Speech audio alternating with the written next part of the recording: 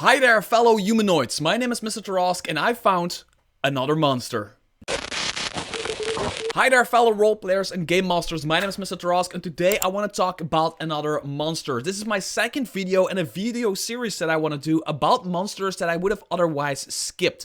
Because every now and then I find myself, as a game master, I find myself on the toilet, on the couch in front of the TV, I don't know, on holiday or in the car, the passenger seat of a car or whatever, flipping through a bestiary. It could be any bestiary from any publisher and just flipping through monsters. And every now and then there are monsters that I see, and in the last episode it was the white ape, and that I just completely, totally skip because they don't interest me at first. But then when I decide to just take a second look at them, they become really interesting. And that is why today I want to talk about the Millitaur from the Tome of Beasts 1. Now, if you do not know what the Tome of Beasts 1 is, it is basically the 2024 or is it 2023 edition of the original Tome of Beasts by Kobold Press. This is the first bestiary ever put out by Kobold Press, and they kind of updated this one. They deleted some monsters from this one, added some monsters to it, and then you have this book.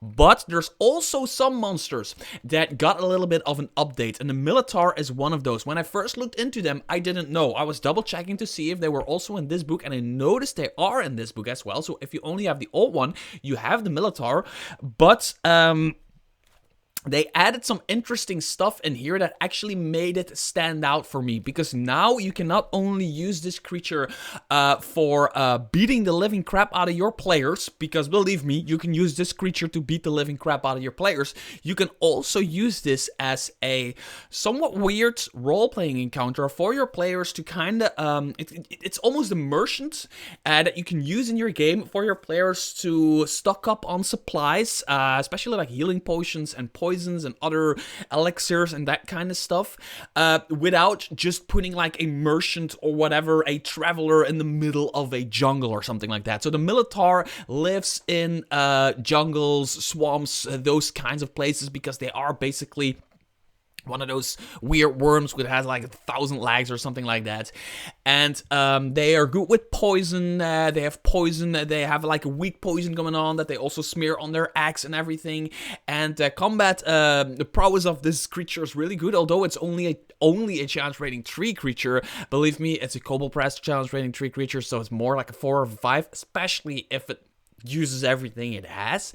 But there is this really cool thing that, let's say you have this this campaign in a jungle or a forest, some kind of thing where this might live, right? You don't want like a random merchant or whatever to pop in and just sell the character stuff, but you also want the characters to kind of stock up on healing potions. This creature could be perfect for that. And this is one of those creatures that I have in my back end in order to use when the situation comes up, because there is this little thing here that they added. This is a bit of lore, this one, and this one is lore they added in the Tome of Beasts 1 and is not in the original Tome of Beasts. Millitaurs are capable alchemists and brew their own unique beverages, potions, and alchemical substances using the various materials and substances provided by the plants and animals found in their jungle homes. When away from their burrows, Millitaurs carry a handful of flasks for self-defense, to ward off intruders, or to trade with respectful humanoids traveling near their territory. This is super interesting. Let's just take a look at the stat block, because there's you can use this stat block for combat, but you can also use the stat block for giving stuff to your players. So it's a level 3, challenge rated 3 creature. It has good strength, good dex, good constitution. It has intelligence as its dumb stat. It doesn't know a lot about the world. It has a very good wisdom, and it is just average charisma. It's scary as fuck, so it should have higher charisma, but it is average charisma. The wisdom here is really important because it knows what poisons and potions, like it instinctively knows what to put together instead of like knowing from books like wizards might do or whatever. So the wisdom is important, the intelligence is less important. It has damage resistance, poison, slashing, all of that stuff. It has dark vision, tremor sense, so dark vision and tremor sense, important.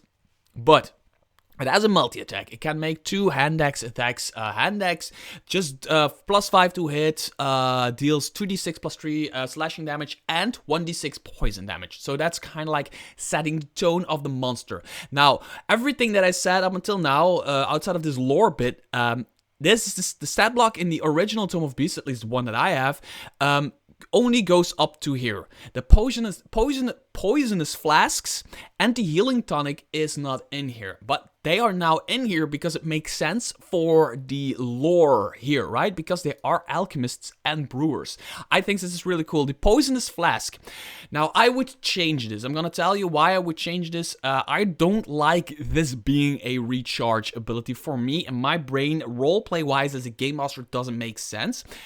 But I would change it very simply. I will tell you in a bit. So the Millitaur hastily combines alchemical substances into a poisonous concoction and throws it at a point. Basically, it throws like a flask that functions as a grenade, falling somewhere, and everybody in the vicinity needs to make a dexterity saving throw, otherwise take 4d6 poison damage and be poisoned for 1 minute. And this is why this is a much higher chance rated creature than you might think. Because if you in your party have a barbarian fighter and a monk just standing next to each other, like within there's a 15-foot circle. So if they stand within 30 feet of each other, you throw 1 flask. If they all fail their dexterity saving throw, they're making all of their attack rolls with disadvantage for the probably the entire combat, because it's 1 minute, which is 10 rounds, it's 10 rounds of disadvantage on your fighter, your barbarian, and your monk, right? So this could be a really, really, really, really powerful thing, and it recharges at 5 or 6. But for me, it doesn't do the thing, like, it doesn't make sense that in one turn, like in a matter of a few seconds, anybody could combine stuff, shake it up,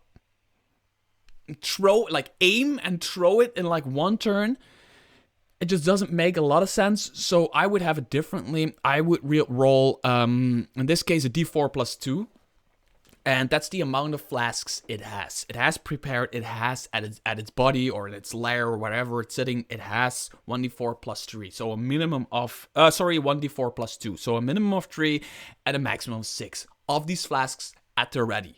Right? And it can throw them, whenever it wants, making it a little bit more powerful. So I would put this against the level 4, maybe level 5 party. But the flask itself is really cool. A poison creature can make a DC 13 Constitution saving throw at the end of each of its turn, ending the effect on itself on a success. So that's a good thing. So they all go in with disadvantage, but then at the end of their turn, they might be able to get out of that. Especially like a fighter and a barbarian having high constitution, chances are real they're gonna save from that. And then there's a healing tonic, 2 times per day, which makes more sense for me. The Millitaur administers a healing tonic to a willing creature within 5 feet of it. The target magically regains 7 2d6 hit points and is freed from any disease or poison. Now, the cool thing about this is, this one page gives you actually 2 encounters. It gives you a combat encounter, but it also gives you a role-playing, your players can buy stuff encounter.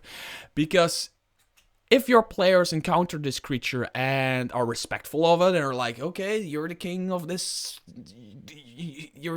country, and we don't want to interrupt, we're just going from A to B, and we don't want to like kill the trees or the plants you have around going here, you have a good thing going.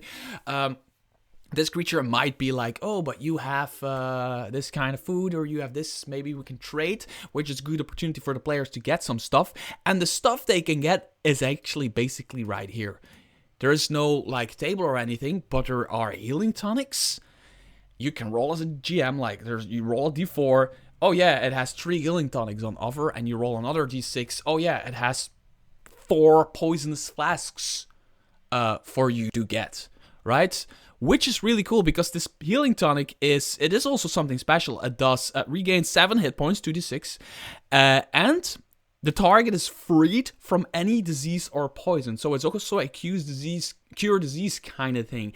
And that is why at first, I've been flipping through the first Tome of Beasts like for years now, and I've always flipped like always just pass by this thing, because for me it was just another like little worm with 1,000 feet, and it's just like okay, yeah, if I ever need an encounter in the jungle, I might like pick this during game or whatever. But then I encountered it in the Tome of Beasts 1, and suddenly I see much more potential for when my players are going through a swamp, going through a magical forest, going through a jungle, or something of that sense. And I think the Millitaur is something you should add to your repertoire as a GM for your players to either encounter as a combat encounter or immersion encounter. Until next video, bye bye.